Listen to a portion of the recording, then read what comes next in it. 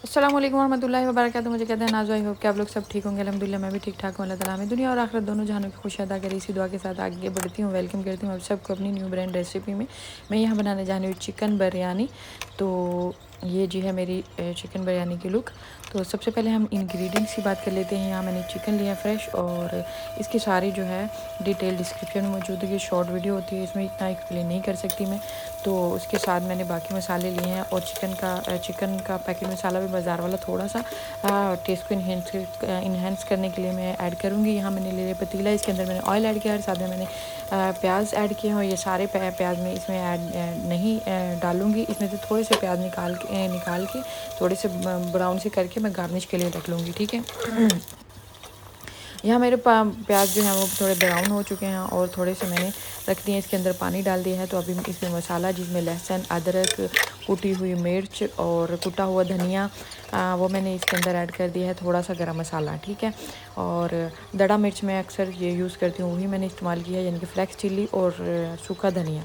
इन दोनों को मैंने बराबर मकदार में पीस लिया था, वो मैंने इसके अंदर ऐड किया। और गरम मसाला ऐड किया है, लहसुन अदरक ऐड किया है, और टमाटर को काटने की ज़रूरत नहीं है, ऐसे कर लें। और इसके अंदर से वो पील, जब इसके ये सॉफ्ट हो जाएं तो इसका छिलका उतार लें, ताकि जो है वो डाइजेस्ट में आसानी रहे, क्योंकि छिलका जो है वो जल्दी से डाइजेस्ट नहीं होता है, इसका थोड़ा हार्ड होता है, ठीक है। तो अभी इसके अंदर मैं चिकन ऐड कर दूँगी, जिसको मैंने अच्छे तरीके से विनेगर लगा के धो लिया था, और अच्छे तरीके से वॉश कर लिया था, ठीक है। अभी ये मसाला जो है पैक वाला मसाला, वो मैंने इसके अंदर ऐड किया है। 3 सब्ज़ मिर्चें मैंने इसके अंदर ऐड कर दी हैं। पैक वाला मसाला वैसे मैं बहुत ज़्यादा यूज़ नहीं करती। और इमली इसके अंदर मैंने इस्तेमाल की है, टैमरिंड यानी कि।